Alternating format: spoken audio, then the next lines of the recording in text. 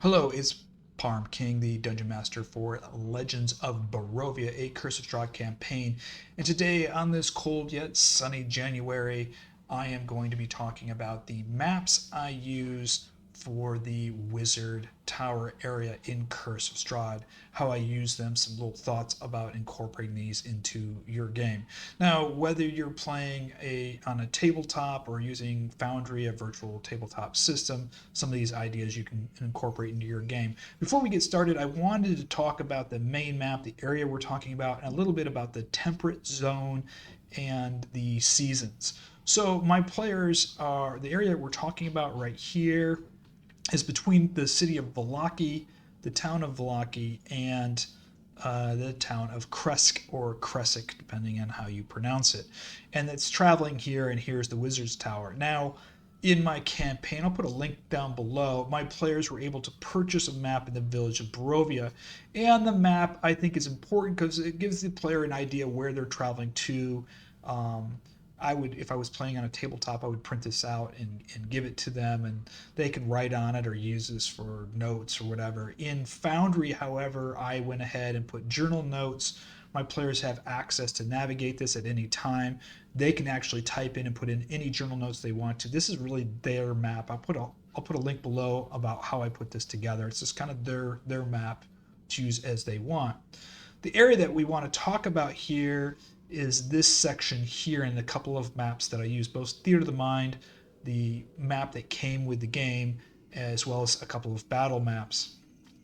I want to also talk about the season. Now, my character started in autumn, and it's just started to move into winter as they're moving into Vallaki and leaving Vallaki. And this is temperate zone is more of a mountain temperate zone. If you're from the United States or from Canada, I would think of the Calgary region, or maybe Oregon, Washington State, Northern California, or Vermont, or Northern Michigan. Or if you're from Europe, perhaps maybe Finland, Norway, the Scandinavian or Northern Europe area. It's going to be cold, dense forest, a lot of pine, dark forest pine. There's going to be beginning of some snow flurries. It's going to be foggy. So that's kind of the images and temperature that I'm going for. And that's important because as it gets colder and it starts to snow, unless your characters get warm clothes, they're going to suffer. And this is a good reminder that temperatures are changing and conditions are changing. So let's talk about the first map that I use. Now I use 4 maps in this zone. You could add another one, which would be this area at the bridge. I elected not to, and I started off already with a forest map, which is this one here. Now, this is a Theater of the Mind map. As you can see, I was talking about kind of the look and feel. This is dense forest. It's cold. Maybe it's starting to rain. There's no snow flurries yet, but the temperature is getting down to probably about the 30s in Fahrenheit, or maybe 4 or 5 degrees Celsius, and you're moving into a slightly higher elevation. Now, in this particular Theater of the Mind map, what can you do with this on your way to your travel? Now, you can have a random encounter here. You can set up camp. I usually use my Theater of the Mind maps for role playing. I've moved the glass walls up to allow the players to move up the road if they want to. This is a great area to have the skeletal rider come through, perhaps, if you want to. I really like this map, and I'll use this map not just in this area, but probably other mountainous temperate terrains as well. Now, if you elect to have an encounter and need a battle map, I have this battle map here. Again, I found this by just typing Battlemaps Forest on Google and searching for it.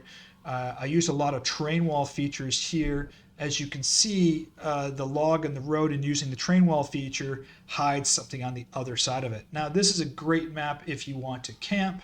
It's a great map to have some encounters with some wolves. If you have the wolf hunters with you, my party did. They hired him in Vallaki to escort them and show them the way to Kresk, and that's what they're doing here. So this is a great map to have some wolf encounters with, or any other type of battle encounters that you want to on your way to Wizard's Tower. Now, if we go back to the Barovia map again, I just wanted to show you and zoom in on the Wizard's Tower here. You can see there's a lake, there's a peninsula, and there's a little island with a Wizard Tower. It's kind of demonstrated on the map.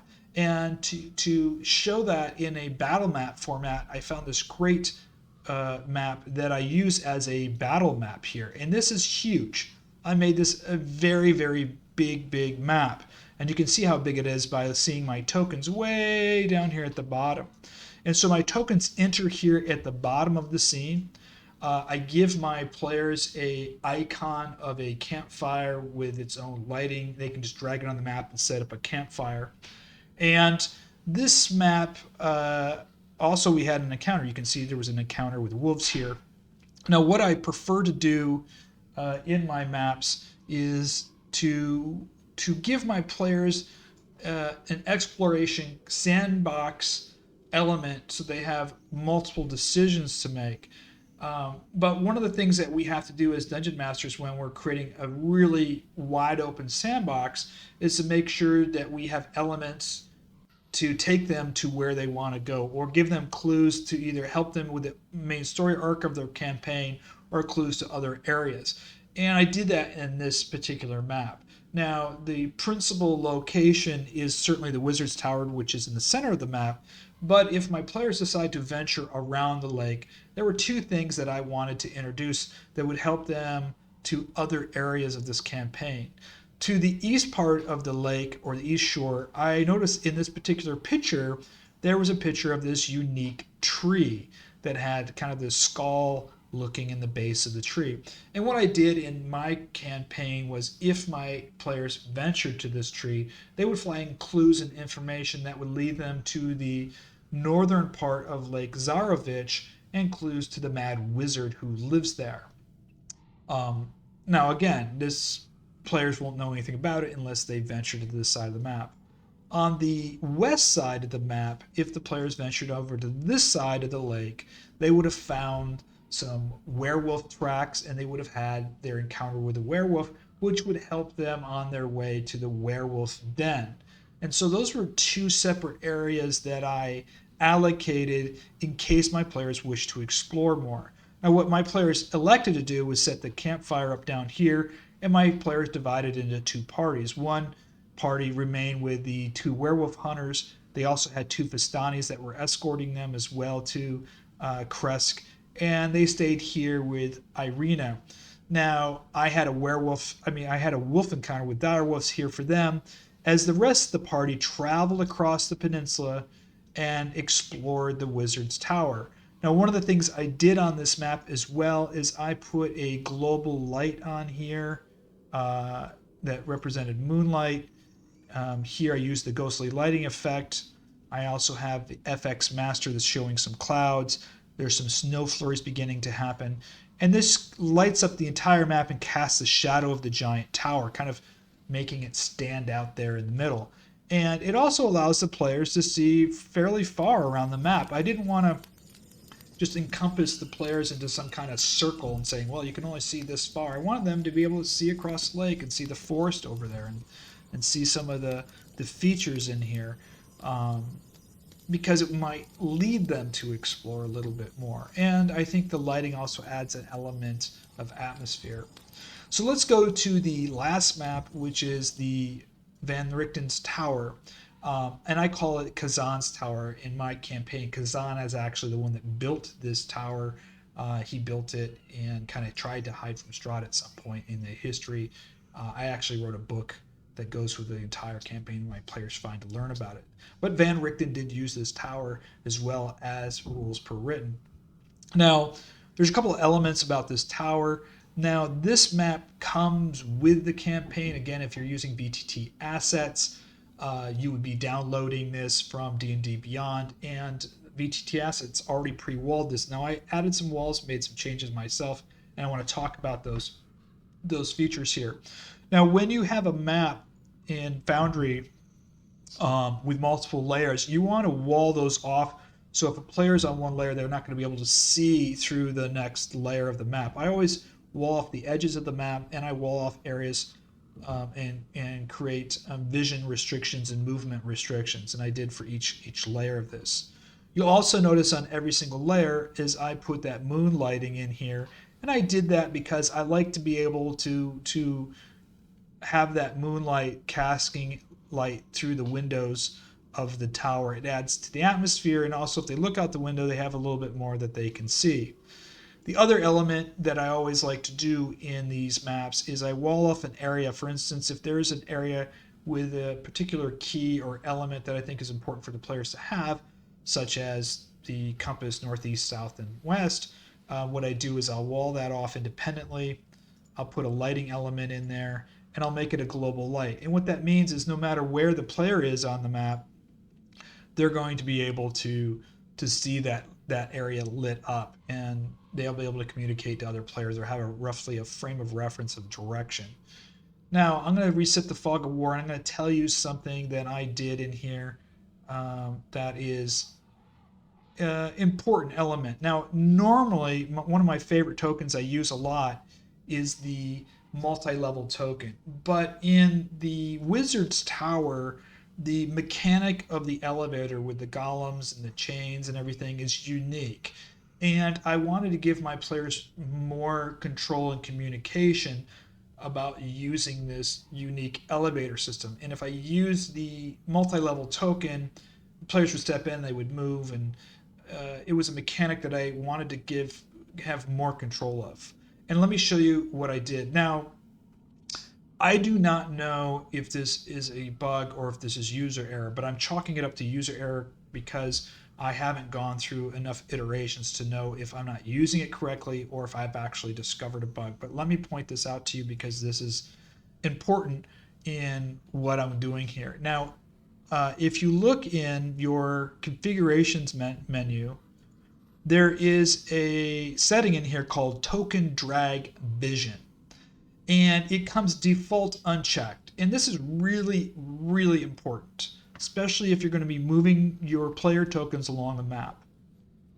When enabled, vision and lighting for a token is previewed in real time during a left click drag workflow. That means if you're dragging a player token across the map to another location, they're going to see everything that happens. It's also going to expose everything that happens. Now, I've turned this on, I've turned it off, I've refreshed and restarted, but the effect is always the same to the player. So I don't know if this is a bug or not, but I figured a really good workaround regardless that I'm always going to use regardless, because I think this is a great idea. So let me show you what I did. Let me show you how it behaves, how I think it shouldn't behave in my workaround first. So we're here in the, we're here in the Wizard's Tower, and this is from the DM's perspective. And I have the player has moved in, and they're going to use this elevator to move up to the next floor. And now, when I initially click on this from the DM's perspective, and I'm logged in as the DM, and I click on the token, I'm going to see whatever has been exposed by Fog of War. And I'm going to log in really quickly as the player, and here's the player. This is what the player sees. So here I am in as the player. I'm going to go back to the DM. Here I am as the DM. Now the player moves to the second floor. Now I've clicked that feature off. Remember, I go back here, you can see it's turned off, default setting. My players should not be able to see anything when I drag them, left click, drag them to the second floor. So I'm going to move them to the second floor up here. Whoop, and put them right there. And this is what my player experiences. All of the stuff has been exposed. So if I had some hidden element out here or something I did not want them to see and I drag them through there, it's going to be exposed for them. I'll do it again so you can see what happens. I'm going to go, oh, sorry about that. I have to drag my player back in to here. Let me just add them again. There they are, they're here, and I'm going to drag my player again to the next floor. And drag them too far again. Put them right here. Let's watch what happens Here, the player sees everything in there, and you can see I've had this huge reveals. I don't want that to happen. I want my player to go to the next floor and only see what they want to see. So let's go back. I'm going to drag the player back to the ground floor again.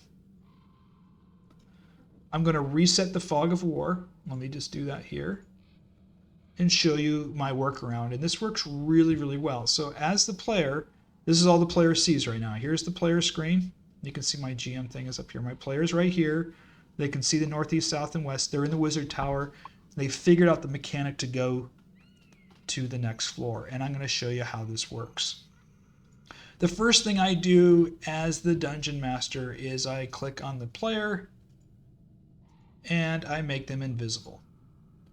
Watch what happens on their screen. As soon as they're invisible, they see the terrain that they've revealed from the fog of war, but their vision is now gone. In fact, they've disappeared from the screen.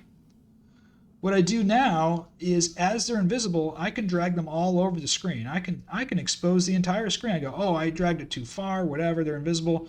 This is what I want them, where they want them to be. This is what I want them to see.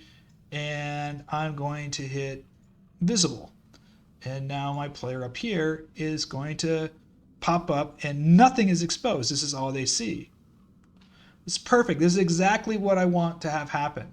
They've moved up to the next floor. They can only see what they see on the next floor. Now my player here can move around and say, oh, okay, I'm just exploring a little bit. Oh, I looked out the window and I want to go up to the next floor again. So they've exposed all this area. And again, what I do is I set my player to invisible and I drag them up to the next floor. And they can only see, you can see what they can see by their token vision here. And what I do is I make them visible, and this is what my player sees.